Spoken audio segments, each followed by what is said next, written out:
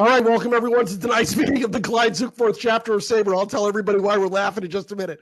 I am Bruce McClure, the chapter chair, and oh man, we always hold our meetings in conjunction with the Gardner-Waterman chapter of SABR in Vermont, Dr. Clayton Truder, chair. Now, if you're wondering why I'm giggling, it's because I just went through my introduction just a couple of minutes ago and had a lot of fun with folks, and I didn't record it. So it's a professional act. Dan Mason in the chat, take two is always the best take. I don't know. Okay, real quick. Wednesday night with Elysian Fields, Casey Barber. She's going to be talking about the Notion app to track your baseball card collection. Thursday night with the Frank Shaughnessy chapter, John Nagowski is going to be there talking about his books. The links to sign up are in the SABR events calendar at sabr.org/events and also in the meeting booklet that we send out with each Monday newsletter. I got a really nice birthday card from Scott Schertzer.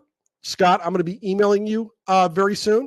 If you are watching this, I want to say thank you very much. This thing was wicked cool.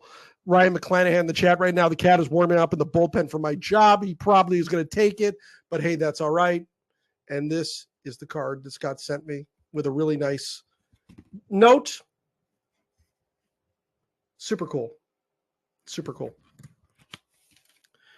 And if you are in Bridgewater, New Jersey on Saturday evening, the Elysian Fields chapter will be having an event at Somerset Patriots game at TD Bank Ballpark. I think there are some tickets still available. If you email Donna Muscarella at thelensofdonnam@gmail.com, you can confirm with her. So if you are in that area, please get a hold of her and stop by because the Somerset Patriots are going to be talking with us before the game a lot about their operation and whatnot. It should be a good time. All right, on with our feature presentation. Here we go. Louis Rogers Browning, better known as Pete, was a player whose skills with the bat made the difficult art of hitting a baseball appear easy. Over his 13-year career, he won 3 batting titles, finished in the top 3 9 times, and was one of the pre-modern era's greatest hitters. Browning is recognized as not only the namesake, but also the genesis for the famed Louisville Slugger, as the Hillerich and Bradsby Company shaped the first ever custom-made bat based on his instructions, long before they got into the professional bat-making business. Browning's athletic prowess was overshadowed by his drunken adventures and struggles off the field. A champion consumer of bourbon and a man with obvious demons, he led a life littered with its eccentricities. That is not an easy word to say. Newspapers of the time relished telling stories of Browning, often comically exaggerating his words and actions, constructing a caricature of the man. Browning fueled these embellished reports through his own entertaining storytelling and eccentric idiosyncrasies. In the original Louisville Slugger, the life and times of forgotten baseball legend Pete Browning, we address the myths surrounding the larger-than-life figure and detailed Browning's struggle with mastitis, a bacterial infection that caused hearing loss, blood clots, severe pain, and the source for much of his strange behavior. Many of the comedic yet sad shortcomings defining Brown's life existed in disregard of their true source.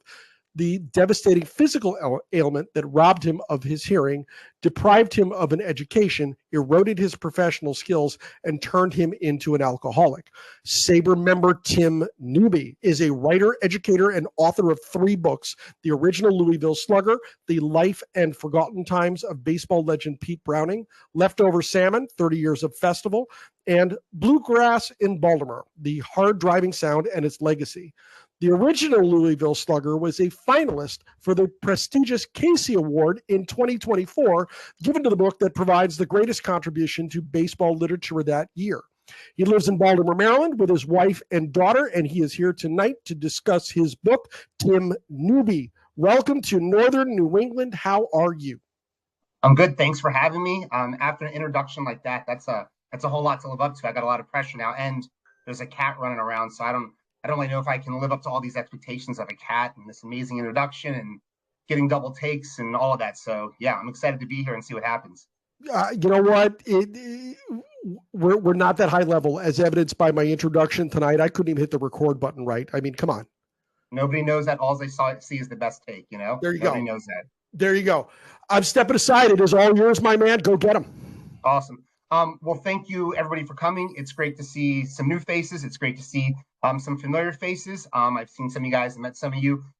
Having people here is kind of half the battle. It's a whole lot more fun to talk to people than to talk to no one. So I really appreciate you guys showing up tonight. I always kind of like to start with this to kind of just get an idea of, who knows Pete, and you don't got to answer, but just kind of ask yourself like what you know of Pete Browning, or what you may know of his kind of legend. And I think it's important to kind of start with that, because we do just kind of know this legend of Pete. We know the name Pete possibly as just this figure from the 19th century, and maybe this connection to Louisville Slugger, or all these different things that he has. But I always like to ask, like, what do you really know of Pete? And as you're thinking about that, if you don't mind, I'd like to kind of start with this, so maybe we all kind of land on the same page. Professional baseball and the history, myth, and legend that pervade it are often guided by statistics. If you're following along in your book, I am on page 1. So if you're following along your own copy, if you don't have a copy, you can order them anywhere. We measure the greatness of players by those numbers. We understand the game through those numbers. We argue with friends and fellow fans about those numbers. Numbers tell the story of the game and can shine a light on an unknown or underappreciated player. For example, in the 150-year history of Major League Baseball, just over 20,000 players have appeared in at least one game. Among those players, only 27 have won 3 or more batting titles. Only 20 have hit 400 or better in a season. Only 5 rookies have won batting titles. Only 4 players have won batting titles in multiple leagues. And only 1 player has done all that. And it's not who you expect. It's not Babe Ruth or Willie Mays or Lou Gehrig or Hank Aaron or any of the other legends of the game. It's Pete Browning, a powerhouse hitter from the 19th century who laid waste to many pitchers, but whose name is not familiar. In addition to his on-field accomplishments, Pete is recognized as not only the namesake, but also the genesis of the famed Louisville Slugger. He owned the first custom-made bat turned out by what became the Hillerich Bradsby Company, sparking a revolution in the design and production of baseball bats. Pete was also a hitter of generational talent. His skills with the bat made the difficult art of hitting a baseball appear easy. So that's kind of just the basis of who Pete is. And as we kind of start with this, the one question people always kind of start with is, well, Tim, I just heard, Bruce introduce you, and he talked about these 2 other books you've written, and they were kind of music related. How do you go from writing about music so much to writing about baseball? I'm glad you guys asked that. So in all of my writing, I tend to really enjoy and like those stories of people who are kind of overlooked and underappreciated, but yet at the same time still kind of very influential. And both of my first books, while dealing with music, very much dealt with that. The bluegrass scene in Baltimore of the 1950s and 60s, the Jamgrass band, Leftover Salmon, and how influential they are with the kind of the modern bluegrass scene. And as I started getting into Pete, I discovered that he's very much the same. He's kind of overlooked. He's kind of underappreciated. We kind of recognize him. We don't always know what he's done, but he has this kind of lasting legacy and impact. And it's those types of stories that kind of really draw me to them, and I like to tell those stories. So as I was kind of telling this book, or kind of researching and writing this book, I realized that there really is an interesting side with Pete here.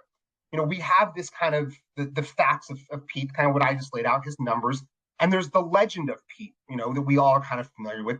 But what I really kind of started becoming struck by was, well, where's the truth in there? We have some of this basic fact, and we have this legend, but where is the actual truth in there? And with the 19th century players, some of that's a little harder to find. And so that kind of became what I wanted to kind of dig into with this book.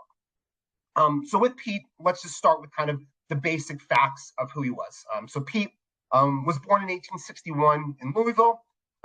He kind of is going to discover baseball as a young boy in his area of town in the west end of Louisville. He played with a bunch of friends. A number of them themselves are actually going to play Major League Baseball. Chicken Wolf, and there's the Rexius brothers. There's a number of guys in his neighborhood who kind of are extremely talented as well. He plays for a local team, the Eclipse. And at first, they were just kind of a local team that played in the city. They eventually kind of morphed into a semi-pro team that was playing kind of nationally, and become one of the premier kind of semi-pro teams in the country. Pete, at a very young age, was already one of the best, if not the best player on those teams. He generally led the team in hitting, and he was kind of one of the better players at all that he did. He was pitching at the time. He was playing shortstop and second base. Pete will make his major league debut in 1882. He will win a batting title his rookie year. Over the next 10 years, he'll go on to win 2 more batting titles in 2 different leagues. He will also finish in the top 3 for batting 9 times and finish in the top 3 another 3 times. So he has a really great kind of first 10 years to his career there. kind of established himself as one of the kind of, premier hitters of the 19th century. The other side of Pete is he has this health condition, which we kind of talk about. He, as a child, develops mastoiditis. It's an ear infection. And that ear infection is going to eventually kind of rob him of his hearing and cause lots of health issues that we'll kind of talk about. Now, it's a pretty easy or kind of common infection to cure. We have antibiotics and we can take care of that. But at Pete's day and age, they didn't have antibiotics. So it was actually a pretty deadly kind of condition for children to get. If it wasn't treated well, it could either lead to death or, in Pete's case, lots of long-lasting kind of lingering health conditions. By the time he's a teenager, he's mostly going to be deaf, not completely deaf. He still has some level of hearing, but it's going to have a pretty big impact on who he is. And then the other kind of aspect of Pete that we kind of are always very familiar with is this legend of drinking. Pete is this champion consumer of bourbon, and that is not, false at all. He was one of the leading drinkers of the era. He, had no peer when it came to putting back the whiskey. He discovered whiskey as a teenager. There's a number of stories as to how it happened. Like most in his life, they kind of revolve around baseball.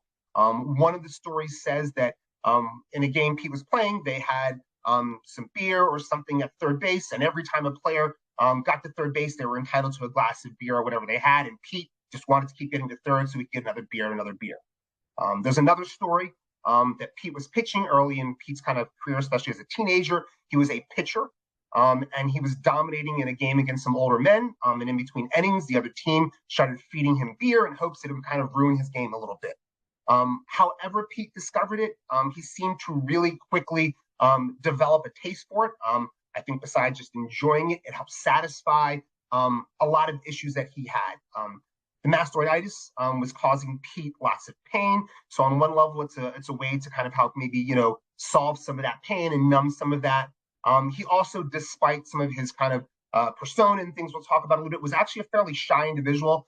So it seems to have given him some liquid courage as well. But whatever the reason, he quickly discovered that it wasn't money, it wasn't love, but it was the whiskey that eased the pain. And if you're sitting there thinking, did that dude just drop a Daryl Scott reference? I did. And then if you're thinking, who is Daryl Scott? I highly suggest you go out and listen to some Daryl Scott because he's an amazing songwriter. So that's kind of the basic facts of Pete. And then there's the legend of Pete. And so this is the other side. So we kind of know about this loud personality. He was known as being very loud, very boisterous. He was known for talking about himself. He was, always happy to let people know that he was the champion batter of the American Association. He lived life to the extreme. He was always known to be kind of the life of the party and drinking. And then, as Bruce said, I'm going to try and say a word that I struggle with. He was very eccentric and had lots of eccentricities, and I got it out that time, which I don't always do. But Pete was known for kind of these weird things that he would do. All right, and on the surface, that's exactly what they look like. He was known to pour buttermilk in his eyes. He was known to hang his head out of a train window while driving and hoping to catch cinder or ash in his eyes. When he smoked cigarettes, he would blow the smoke out in hopes it would go back in his eyes. If it was raining, he would look up in the sky in hopes that rain would get in his eyes. He was known to drink weird kind of concoctions. He was extremely superstitious in the way he took care of things. So he had all of these kinds of weird quirks and, eccentricities and all those types of things. And on the surface, right, we can just look at that as this kind of very odd, unique individual and just kind of move on from there and be happy with that. But as I was kind of getting into Pete, I really started going, well, where's the truth here? We have this myth, all these weird things he does, and he refers to his eyes as lamps and his drinking and his playing and all those types of things. But then I kind of became, well, where is the truth there, right? It's like any folk tale that we listen to, right? There's always some truth there. Paul Bunyan wasn't, however tall, 15 or 20 feet tall, and he didn't have a giant ox with him. There's probably a man who was a big guy, but, it's where's the truth at? So I really started becoming intrigued with, well, what is the truth of Pete? Because, he is a man. We know that he was a man. He existed. He's not just some folk tale that exists out in the ether. He's a real person. So who was he? So that's what I wanted to find as I was going through this book is where's the truth in this? So I think for Pete, a lot of it and a lot of who he is, we can look back to that health condition I talked about, his mastoiditis, because that is going to probably have one of the most dominant impacts on who he's going to become and all the things he's going to do and impact almost every aspect of his life. And when we look at that and understand that, it's going to give us a different understanding of Pete and some of what he did and went through. because at the end of the day, Pete's a pretty tragic story, right? It's not just this lovable drunk, or if you don't think he's lovable, just this regular drunk who's playing baseball at a pretty high level. But it's going to give us a different understanding of him, and he's a pretty tragic individual. So Pete has mastoiditis, and as I said, it was an infection in the inner ear. It can lead to death as a young child. In Pete's case, he survives through it, but it leaves him with a lot of long-lasting, lingering health conditions. The most obvious is it kind of starts taking his hearing. It doesn't seem he was completely deaf, but he really struggled with his hearing. It also caused swelling sometimes behind his ears. If you look at some pictures of Pete, his ears kind of were sticking out at times, and that was because of that. And he was often kind of talked about having an odd or peculiar look, and kind of relates back to that. It caused lots of pain and swelling also in his eyes, and he had lots and lots of vertigo as well. He was often known to have headaches and suffer from headaches. So all those were kind of the physical ailments that he had. Now, how do we see that manifesting in who he is? Well, one, most obviously, is this. His name is not Pete. As Bruce said, his name is Louis Rogers Brown. But Pete, who struggled to hear introductions, as most people who are lacking hearing would, used to just call everybody Pete. And eventually, they just put the nickname back on him. So the most obvious one is his name isn't even Pete, but of course, that's what we know him as. The other side is a lot of just who his personality is. He was known for being kind of, again, very loud, very boisterous, and we can relate that back to a hearing loss, right? I think people with hearing tend to be a little louder as they're trying to overcompensate here for that. And Pete was also known to kind of really talk about himself a lot. Now, again, this isn't saying that Pete didn't have some level of cockiness or confidence within him, but it also is fair to say that in conversations, especially in conversations with people you don't know, if they're talking about something you can't hear them, the easiest thing to do is turn that conversation back on the one thing you know the most, and that's you. So we see that kind of manifesting itself with Pete, the kind of way he starts acting in those types of things. Well, then we start talking about some of his weird actions that he has, and I kind of mentioned some of those, the things he was doing with his eyes, pouring buttermilk. And if we just stop on the surface, it's easy to go, man, that's just a really weird dude doing some odd things. But Pete was a man of limited education, living in an era of questionable medical practices. So I think we can see a lot of what he's doing when we think about it as somebody who's trying to self-medicate in the best way he can. Now, some of these things he's doing seem completely absurd. But if we think about most of them, we can find possibly a reason for them. Now, one thing is Pete was known to really be obsessed with his eyes, or as he called them, his lamps. He wanted to brighten them up so we could see him hit. And I do think it's interesting when we think about that. In this day and age, players are becoming so aware of their eyes, and they're training them and looking at things so they can strengthen their eyes, so they can pick up on pitches.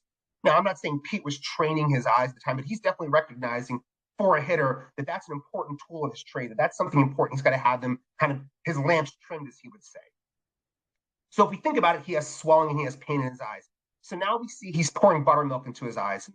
That sounds utterly ridiculous on some level. But if we think about it, buttermilk, some cool buttermilk, maybe seems soothing into the eyes there. So we start seeing the way he's doing some of those things, right? He's in the morning, he's looking up in the sky and hoping to get rain in there to soothe those eyes. Now, he did say he hung his head out the window in hopes of catching ash or cinder in there. There's no, kind of proof that ever happened. I believe it would be a different story if it did. But again, this is him maybe trying to kind of solve some of that pain in his eyes.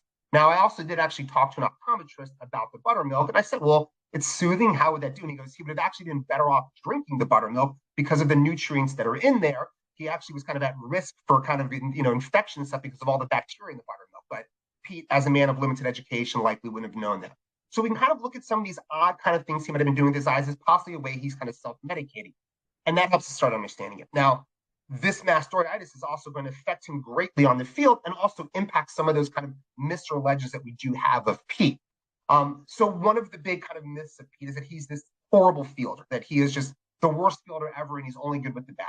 Now, I'm not going to sit here and tell you that, Pete was Ozzie Smith or anybody, or, he wasn't Brooks Robinson. He was no defensive wizard. But the numbers don't really prove that Pete was that bad. And also, early in his career, Pete was playing second base and shortstop. Now, I am no defensive wizard when it comes to baseball, but I'm pretty sure you don't put your worst defensive player at those positions there. Early on in his career, Pete was playing shortstop and second base. But he also started standing on one leg with his knee kind of sticking up like that. And it looks utterly ridiculous. But what had happened is Pete had been run over a number of times in the field because he couldn't hear base runners coming, or he struggled to hear them coming. And so he was trying to defend himself there. So now we have this kind of situation where if we just take it on the surface, we see this player standing in the field on one leg, it looks just like this absurd man, and what is he doing? And then we talk about how much he drinks, and we're like, oh, Pete must be drunk. But there was a reason for it. He couldn't hear them. So Pete eventually starts standing further and further and further back kind of in the basement. And again, I'm not a defensive wizard here, but I'm pretty sure that the further back you move, the less effective you are. So they eventually move Pete to the outfield. Now, interesting enough is, with all the talk about how horrible an outfielder he was, when you kind of read some game stories, a lot of times they talk about how amazingly how athletic he was. There was one article that talked about how unfair it is that Pete's in the outfield because, he can jump in the air 6 feet in the air to snag balls and stuff. So I don't think it's fair to say that he was always this horrible fielder. In fact, more of what it is he brings a lot of that on himself because, again, his hearing doesn't improve when he gets to the outfield, and he can't hear still teammates who may or may not be calling him off of fly balls. So at times, he's still actually known in the outfield to stand on one foot. So he looks like this utterly weird, kind of deranged crane in the outfield. But again, he's not moving to go get the ball because he's afraid of running into a player, having another player running to him. So it gives this perception that he's kind of utterly lazy in the outfield. And again, the numbers of him defensively don't always show him being horrible. He has some pretty bad years, but he's generally kind of right in the middle of, fielding percentage and all those types of things. 1 year, I think he leads the league in outfield assists. So he, again, isn't the worst player out there in the field. But what we do see is he starts standing and not moving. And instead of just admitting to somebody what the real reason is, he starts saying, well, look, Pete can go run down those fly balls if you want. But if Pete's tired and Pete can't stand at the plate and swing, what good am I? Any of those young fellows over there, they can go snag down a fly ball, but you need old Pete at the plate. So again, it starts developing this kind of image of him as this kind of really horrible player who gave up in the outfield. Some of the things that happen later in his career also don't really start helping with that. There's stories later in his career how he kind of takes to, stopping grounders with his feet. And again, it sounds like this completely, utterly ridiculous kind of tale of this man in the outfield. But as I said, Pete suffered from vertigo. And the simple act of bending over to pick up a ground ball, was likely difficult at times, especially because he would mention how much heat also kind of exacerbated some of his symptoms. His head would hurt worse and his vertigo would be worse. Later in his career, he starts missing many, many games for vertigo. And it's easy, when we just kind of look at it, we think he's missing games and it's because, it must be because of drinking. But often he actually was not doing well. He had vertigo and was struggling. So again, when we kind of see this idea that there's a reason he's attempting to stop ground balls with his feet, it changes maybe the understanding of him a little bit. Even some of the times he did some kind of odd things. He was known on fields that would have a shadow. If there was trees or something kind of in the outfield and cast the shadow, he was known to stand in that shadow. And other players and people would tell him, well, move over here. We got to move over here. And he's like, I can do that. But it's really hot out today. And I'm from out there and that sun gets to me. I don't know what I'm going to be able to do if I'm out here batting. So I'm just going to go ahead and stand in the shade over here. And that way I can continue doing what you need at the plate. I'm not going to go ahead and run around. So again, when we start kind of understanding that he really was battling this kind of really severe health condition, it makes us understand Pete a little more. And as I said, he's kind of a tragic figure because he's easy to kind of laugh at and look at some of those things, but we start understanding the idea with that. Another aspect that we kind of, know a whole lot about Pete is his drinking. And the drinking is one area where I think the myth of Pete has kind of really built up a whole lot more, with these kind of stories. And he's become this lovable drunk or this kind of, absurdly hilarious guy who's going to games drunk. And he did all that, right? He went to games drunk and still performed very well. And it's the great what if, like, what if Pete hadn't drunk? What could he have done? But a lot of the stories about Pete are either misunderstood, mistold, or not entirely accurate. For example, one of the most famous stories is in 1888 in Kansas City, after a game, Pete takes a chair, sits outside, he's got a drink, he's got a cigar, it had been raining, and the gutters were all filled with water up front, and he gets a fishing pole, and he's going to sit out front with a drink, a cigar, and he's going to cast his line, and he's just going to sit there and fish in the gutters until he catches dinner. And it sounds great, right? And we're all giggling and laughing. That sounds like a great story, and it would be funny. But unfortunately, that's not really what happened. What happened was Pete was drunk after a game and was going to go fishing, which is going to go wherever. He passed out on the sidewalk, and they had to bring him back. And when we think about that, that really changes the perception because, instead of being the lovable drunk who's doing silly things that we can all kind of laugh with, all of a sudden we start seeing this kind of other side of this. And, one of the things that we got to think about with Pete is, he was definitely what we would kind of, classify as an alcoholic at that time. But the understanding of it in the 1880s, 1890s was nothing at all. There was no understanding of addiction and alcoholism. So it's a lot easier just to talk about the silly side of it. But right, when we think about Pete, like he wasn't just fishing in the gutter; he was passed out on the sidewalk. It becomes a little sadder, a little darker narrative there. The other story, and I think this is the one that illustrates the most kind of his stories with drinking, is the most famous quote that's kind of attributed to Pete. So we always see in articles with Pete and stories of Pete, the famous quote from Pete that says, "I can't hit until I hit the bottle." And again, that sounds like this really kind of lovable drunk who's like, you know what? I'm going to tip one back before I go ahead and knock one out of here. I'm going to take a drink. I'm going to walk up to the plate and boom, look what I can do. But that's not what he said. And again, in 1888, he had signed a temperance pledge at the beginning of the year, which he often did because he was often told that he needed to stop drinking. So he signs a temperance pledge and he's not drinking at the beginning of the season. And he's having a horrible start to the year, the worst start of the year he's had up to at that point in his career. And he's talking with a friend and he says, he's like, I think I'm going to have to hit the bottle again so I can start hitting.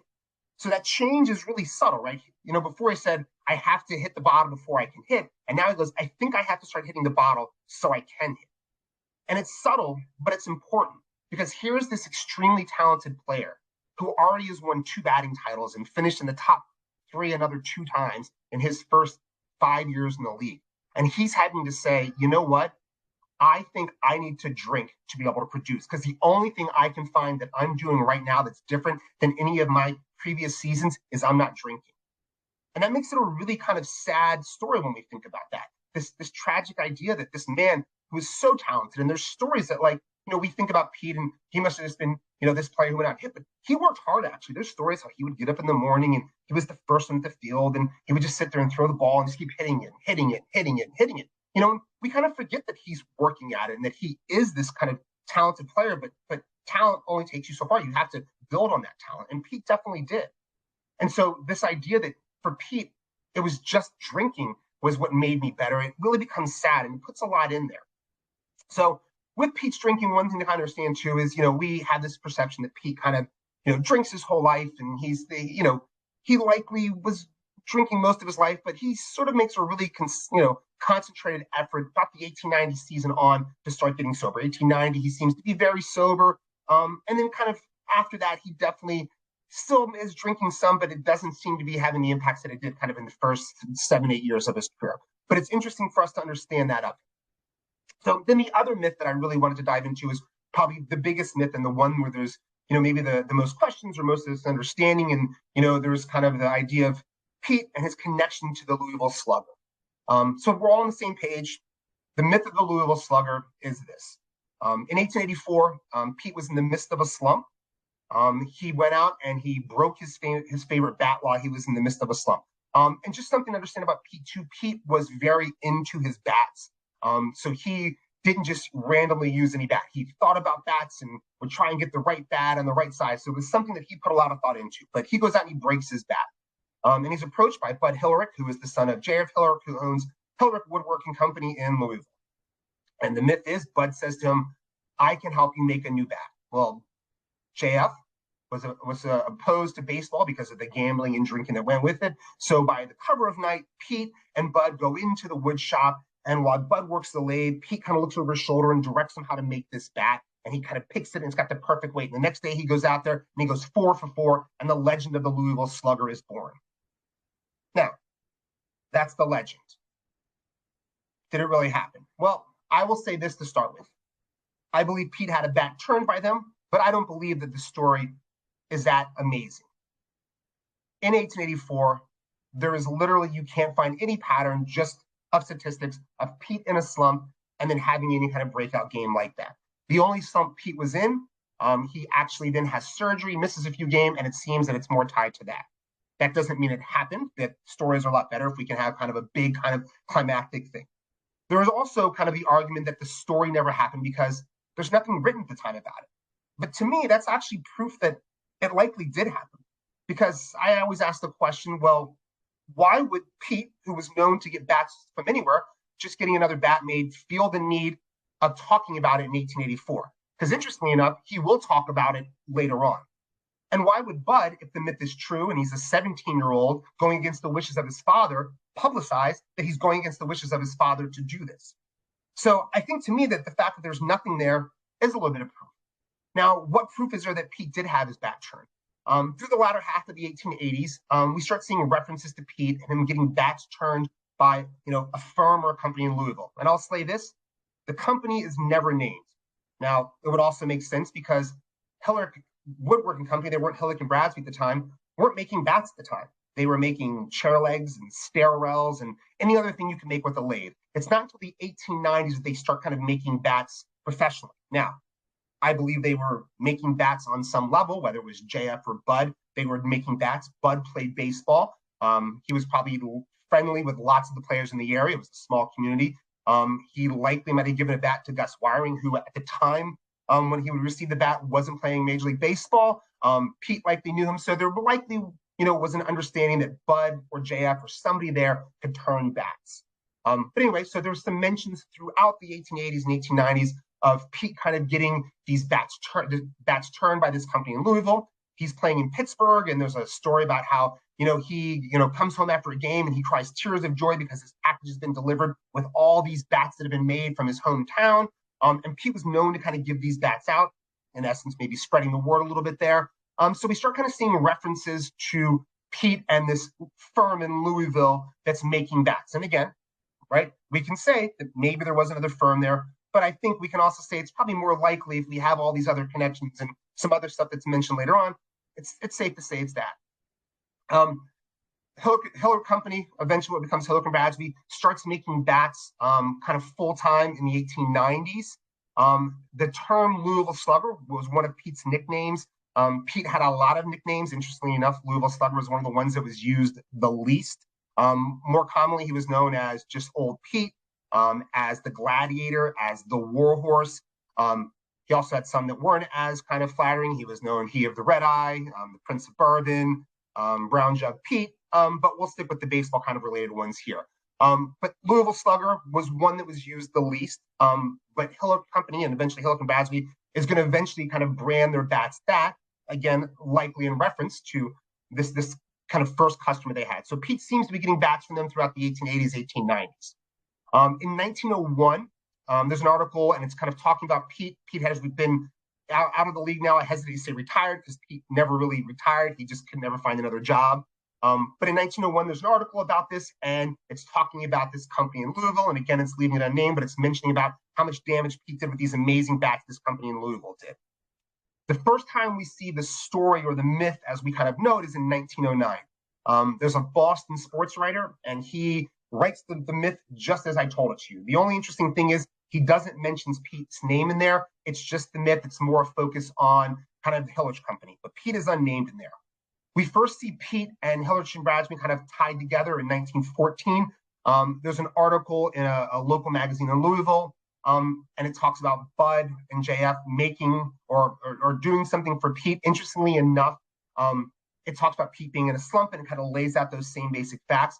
But Bud says he didn't make a bat for Pete. He just kind of put a circle on the lathe in there that was going to be a home run for him. But it's the first time we see kind of that connection there. Interestingly enough, in J.F. Hillerich's obituary, he actually is the story of the kind of myth of the bat is told. But in this case, J.F. is told as the one who made the bat, and it's very upfront that he was doing it and he was there. So however that kind of was told, we now start seeing the connection between the two of them kind of a little stronger. The first time we see kind of the full story, kind of maybe without the myth a little bit, in the mid-20s, there was a bunch of baseball kind of dignitaries from the league going to Louisville to visit the Hillerich and Bradsby Company, and they kind of lay out the full story there. They kind of mentioned Pete going there and getting a bat and getting it turned, and how he continued to get bats there, and how he was the first. And we see a kind of a series of articles and advertisements kind of following there, kind of mentioning with that. Over the years, it still is kind of questioned because there is not that one kind of direct moment of proof that we can have that says this is what happened, but there's enough other proof for me that I at least can say I believe that Pete had a bat turn there, right? I think we can say Pete had a bat turn there. Was he the first? Probably not. Bud was probably doing it before. He may have done it for other players, but I think he was likely the first professional player, and more importantly, the first professional player who had a bat done to exactly what he wanted, as opposed to just picking up any bat there. And I think that becomes important because as we kind of think about them becoming this bat producing company, Pete kind of starts spreading the word of what they can do, and it makes a lot more sense if he's telling them they can make you a bat as you want it, and we start seeing players eventually going there to kind of get that bat made and getting stuff made there. Another interesting connection there, the first person to have their name on bat, and would be from Hillerich Bradsby, was Honus Wagner. Honus Wagner played in Louisville at the beginning of his career, and him and Pete actually were friends. Pete was known to keep all of his bats in his basement, and he would have little tags in them kind of saying what he did with that bat. And Honus was over one day and kind of picked up a bat that he really liked, and Pete gifted it to him, so it's not unlikely that, Honus Wagner may have learned a little bit more about the beauty of the Louisville Slugger through Pete on that day. Some of the questions about Pete's connection to Hillerich Bradsby and the Louisville Slugger kind of come up in the 1940s. In 1939, Arlie Latham, who played actually with Pete in the 19th century, starts claiming that he had the first bat turned by them. He literally tells the exact same story that Pete did. The only difference is Arlie wasn't that great a hitter. And if you look in kind of any time he was in Louisville, he does nothing spectacular after that. Arlie and Pete, it seems, had a bit of a contentious relationship. So this may have been more, Arlie was known as a bit of kind of a jokester and a loudmouth. And this seems that it may have been a little bit more of him trying to get one long last jab at kind of a rival of his there. Bud will say, even though he one time kind of writes a letter to Arlie that says, sure, you're the left, it seems that's a little bit of a wink in the nod, but Bud himself kind of seems to say that, yes, Pete was the first kind of player who kind of comes in there. So I think, we can, or at least I can, agree on the fact that Pete had a bat turned there, that it was this company in Louisville, and where it's safe to say it's the Hillerich Company. He is the first one to have a custom-made bat there, and he helps kind of spread the word of that company to other players, and that kind of helps build them into what they are there. But all these kind of myths, and even finding the fact and truth in there, is what I kind of always find so interesting about Pete here. Is, in any player we look at the 19th century, or anything we do history-wise, is we're never going to really know that full truth, right? Unfortunately, we can't go talk to Pete or Bud or any of those people like that there. And to me, that's what makes these stories so neat, is we can, dig in and kind of find this middle ground. But like some of those musicians who die at 27 and never release a bad album, right? Jimi Hendrix or Jim Morrison or Janis Joplin or any of them, right? Like, they'll never release a bad album. Pete's kind of the same way. Now, he released a bad album. Go look at the 1889 season. It was a pretty bad album. But, we still kind of are going to have this mystical level of Pete. He's still going to kind of be this figure, this larger-than-life figure, despite what we know and what we can understand of him here. And to me, that's what I always kind of really love about Pete. And it leads to so many other questions and, other debates. And, as I'm done talking, if we want to kind of go down this road, it's fun. Is, the other big question is, is Pete a Hall of Famer? And, to me, that's another question that we always have, right? Is Pete Hall of Fame worthy? Do his numbers say he is? Did he play long enough? Is he worthy? Is his character good enough? I mean, there's so many questions we can have there. When you read of him at the time, sports writers and other players couldn't do nothing but rave about him. And I always think, who are we to tell, the people who saw him how great, he was, right? We're trying to judge him based on looking at stats and numbers and things we believe, but the people at the time believed he was one of the best. But, that's a debate that's kind of great to have. So I kind of like to sum up Pete with this. Pete's legacy and his place in the history of baseball are complicated. They're not considered a progressive innovator when it comes to the evolution of the game. Pete must be remembered for his role in the development of the Louisville Slugger and the modern bat. His meticulous attention to the bats, the all-important tools of his trade, helped other players recognize their importance. Bats evolved into highly specialized tools, crafted and designed for the unique needs of each individual player. Pete's drinking and habitual disregard for the rules are regular points of discussion, as is his endless stream of unconventional and quirky behavior. He was not as overtly rebellious as Doc Ellis, who pitched a no-hitter while on LSD, or as defiant as Curt Flood, whose stubborn opposition to the reserve clause helped change the game. Pete's behavior was more akin to the off-the-wall actions and antics of Detroit Tigers pitcher Mark the Bird Fitterich, who was known to talk to the ball, manicure the mound, and throw balls back if he believed they still had hits in them. Pete's outlandish life and unconventional approach to the game paved the way for the rebels and rule breakers who followed. He was also a uniquely talented individual who hit a baseball better than almost everyone in the early years of the game, and whose skills separated him from most other players of his generation. His decade of hitting excellence ranks him among the all-time best. Pete is often defined by his era, a time of rule changes and advances in the game. He, in turn, helped define that era. In 1903, Pete commented on the state of the game and compared it to his generation. There ain't 3 men in the country today that can play baseball like we used to, he said. There ain't no stick work, and the game ain't a bit heady. Why, if 9-year-old boys as they was in their prime would go to bat now, and one of these modern teams was in the field, they wouldn't get us out in a week. Then, in his own unique way, he addressed his legacy. Mind, I ain't saying that old Pete was out of sight, but there ain't nobody in the country that knows more about the game than I do. The perception of Pete's life and career is often guided by the adage, when forced to choose between the truth and the legend, choose the legend. All legends involve myths, and myths are at best half-truths. There's a fine line between fact and fiction. Pete straddled that line his entire life. He is a contradiction and an enigma. He's a generational hitter whose skills have long been overlooked. He's the champion bat of the American Association. He is the Prince of Bourbon. He is the old warhorse and the gladiator. He is the Louisville Slugger. He is immortal. He's a legend. He's all those things. He's Pete Browning. Thank you, guys. As you can see, Tim is enthusiastic about Pete Browning, and that presentation was fast moving and fantastic. You're getting applause, by the way, I see in the chat, so that's really cool. Good job, Tim. That was great. Now, you brought it up, and it's one of my, everybody here will tell you the same thing. It's one of my favorite subjects, that being the Hall of Fame. And you brought up the question, is Browning a Hall of Famer? So I'd be interested in hearing some opinions from the crowd. Go down to the bottom of the screen and hit the react button. Once you hit react, you'll see a button marked raise hand. Raise your hand. We'll get you in line for questions and comments with our presenter, Tim Newby, tonight. But Tim, what is your feeling? Do you think Browning's a Hall of Famer? I mean, yes, but I'm a little biased because I spent so much time researching him.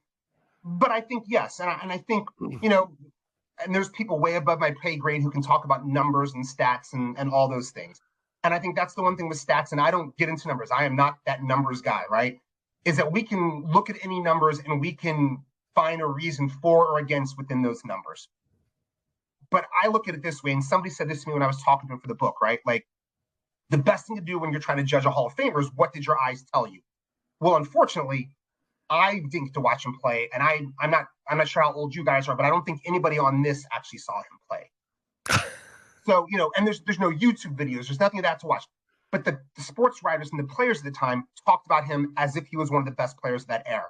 So who are we to disagree with him just because we don't like what his, you know, WAR number is when we look at it when he's playing in the sun and fields that have trees in right field? Like, I just think that, like, it's easy to find a reason against it, but when the people and the players at the time tell you he was the best, why are we going to go against that? So do I think he's a Hall of Famer? Sure. Is there reasons against it? Absolutely, right? But I mean, that's the joy of the Hall of Fame, is there's reasons for everybody and reasons against everybody.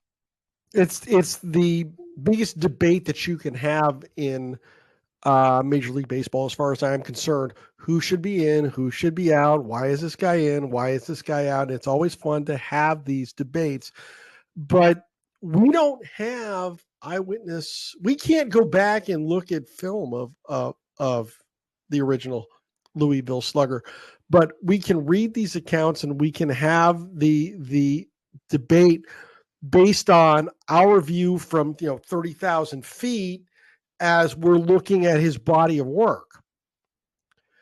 And I have to admit that I've really never had the chance to do a lot of research on Browning.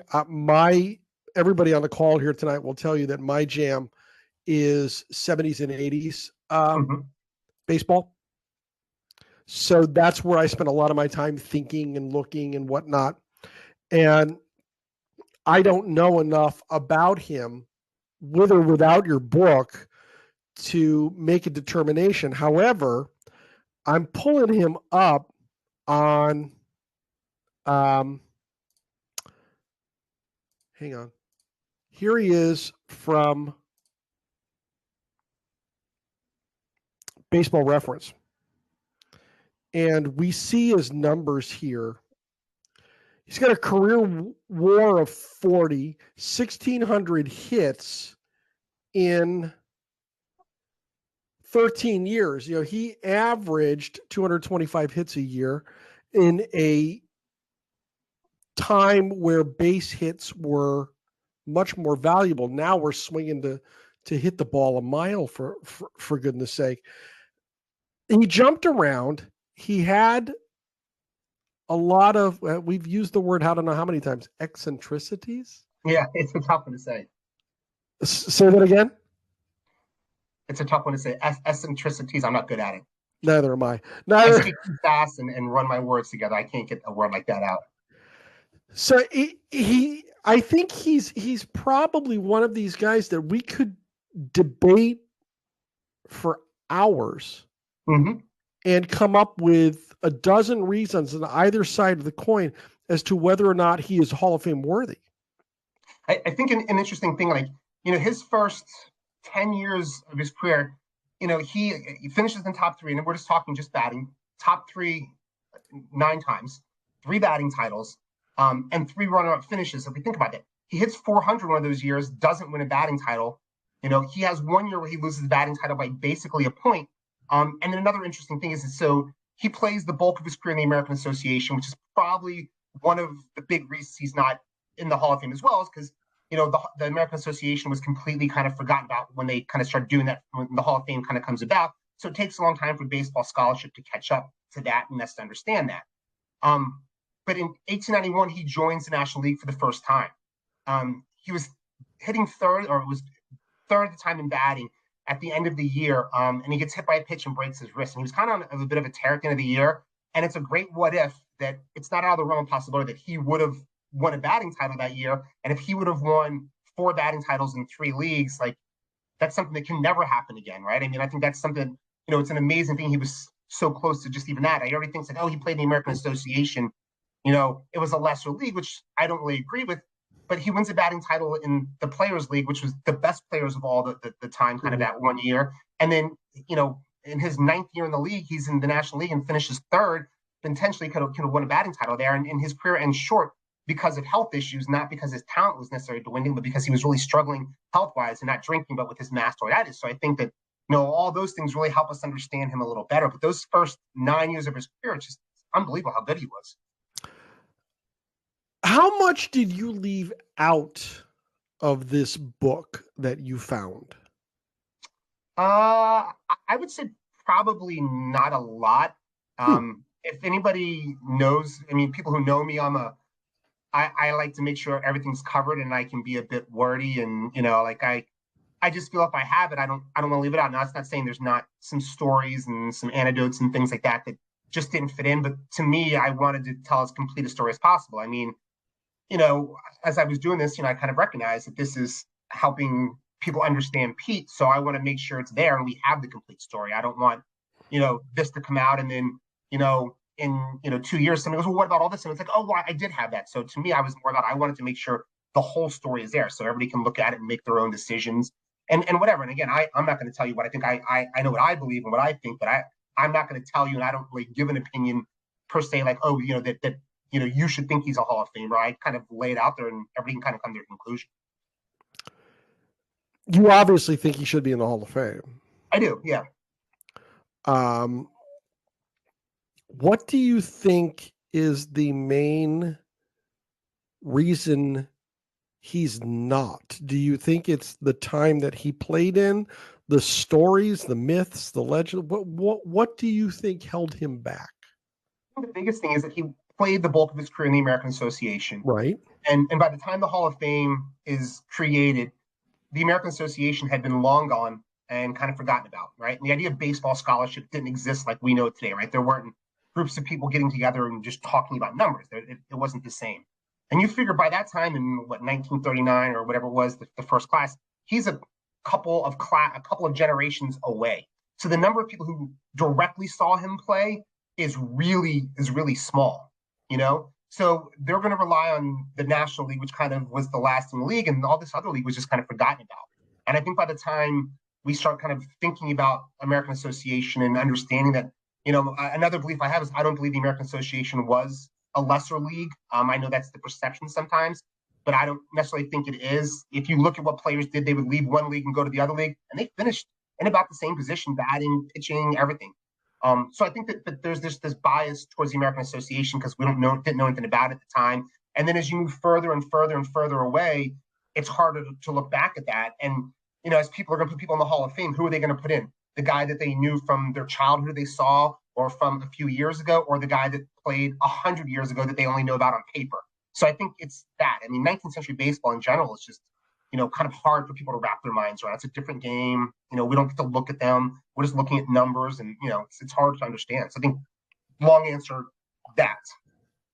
Well, see, that's my own idea is that I don't have anything to go back to except the books and the numbers with 19th century baseball. And I was brought up in the 70s on AstroTurf, cookie cutter ballparks, Big Red Machine, and all of that. And that's really where my jam has settled over the years.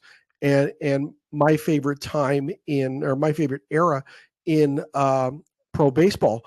But we have these committees now with Hall of Fame voting that are dedicated to that era. Mm-hmm. And he's still not in.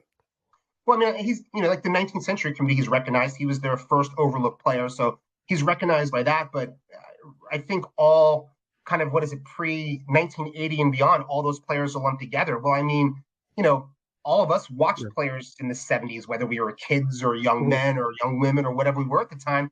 It's a lot easier when we're thinking now that that's 40 and 50 years ago, and we got to put somebody in the Hall of Fame. Who are we going to put in? Dale Murphy or Pete Browning? Dale Murphy should be in the Hall of Fame as well, but that's another story. But like, who are we going to put in?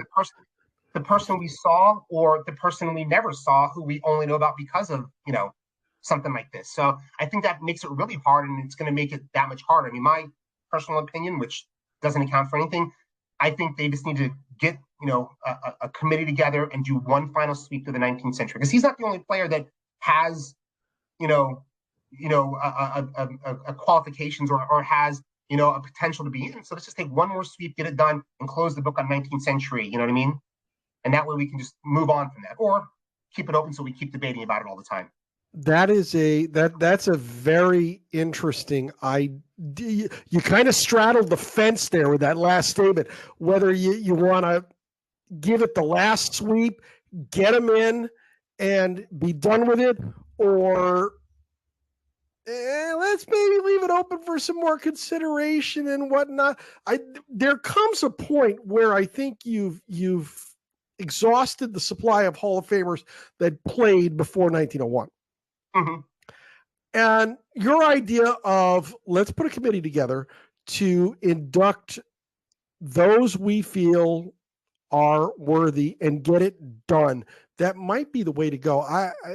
It doesn't sound like a bad idea at all. Yeah.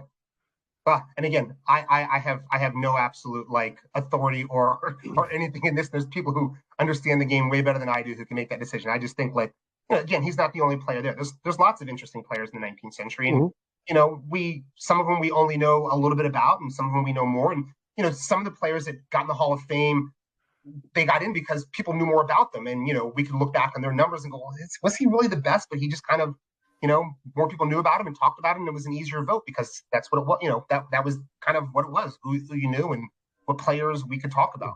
Mm-hmm. And that's why the history of baseball is such a great thing to get into, because there's so many pathways that you can go down. Dixie Tarango, you're up. Go. I will take my information from Dave Nemec, the Obi-Wan Kenobi of 19th century baseball. Yes. Book. Absolutely.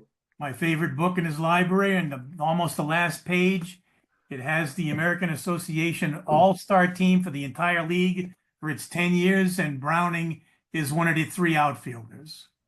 First team. Yeah. I mean, I don't think that there's any way he couldn't be over that time period. I mean, his numbers in the league were just, I mean, I think when he had the highest batting batting average by 2 points, 345 over the next guy for the 10 years. Yeah. And I think another interesting thing about Pete to kind of understand too is he had opportunities to go to the National League. I think just his personality and all the issues he dealt with, he was very happy to stay in Louisville. It often seemed like there'd be talks about he's going to go somewhere, but then at the end of the day, he would stay home. And when he did finally leave, he went to places where he had a connection. So it wasn't like he viewed if I could only get to the National League and prove myself. I don't think he viewed it that way. He was playing professional baseball in a league and, was doing good things. And I don't think there was this view that this league that's 6 years older than us is this so much better league. Guys were coming back and forth and doing things. And then in 1890, he plays all those guys and he wins a batting title going away on them. So I don't think he viewed that, and he was very happy to be where he was. Interesting stuff. Dixie, do you think he should be in? Yes. I figured you would be. I would think that anybody on the first team in that book should be in. Correct me if I'm wrong, Dex. Dixie, who are the other 3 outfielders in there? Hold on 1 second. I'd be curious. As far as I'm concerned, anybody in Nemec's all-star team should be in. I'll be interested to see who the other 2 outfielders are because that Tip O'Neill and Harry Stovey. Okay, there you go. Yep. Okay.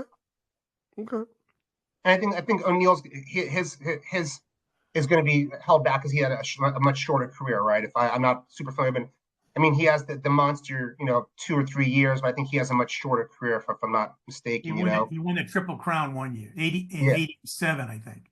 Yeah, because he both him and Pete hit 400. I mean, you hit 400, you expect to win a batting title when you come in second that year because Tip O'Neill wins Triple Crown. It's kind of crazy.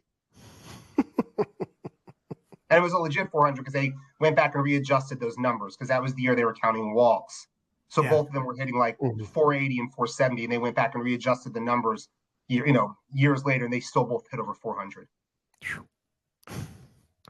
Can you imagine some of the batting averages today if walks were counted as hits? Oof.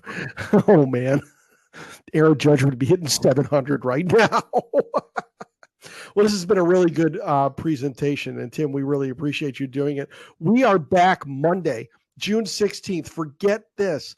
Our last meeting before the National Convention in Dallas. We're going to have Mark Panuthos with us in his presentation, Smokers and Saints, the Florida State League and Tampa Bay's long-forgotten first professional baseball teams, 1919 to 1926. The sign-up link is in the SABR events calendar at saber.org/events and in the chapter meeting booklet distributed weekly with our Monday message newsletter. And finally, if you're a baseball fan watching on YouTube and you like what you see, please like this video and subscribe to our channel to be alerted to each of our weekly uploads. And if you're not yet a member, you need to join the Society for American Baseball Research, the premier baseball community.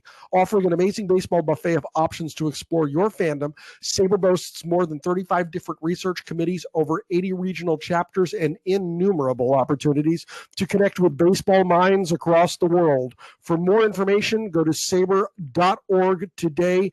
Tim Newby, you are extraordinary. Thank you for doing this for us. Thank you for having me. It's always fun to come talk baseball and talk Pete and see some old faces that I know and see some new faces that I get to meet. So thank you guys for having me. It was a great way to spend the Monday night. Oh, man, you are welcome anytime. We appreciate you doing this. Let's get everybody out of here so they can watch some baseball, and we'll see everybody next week. Have a good night, everyone. Thank you, Tim.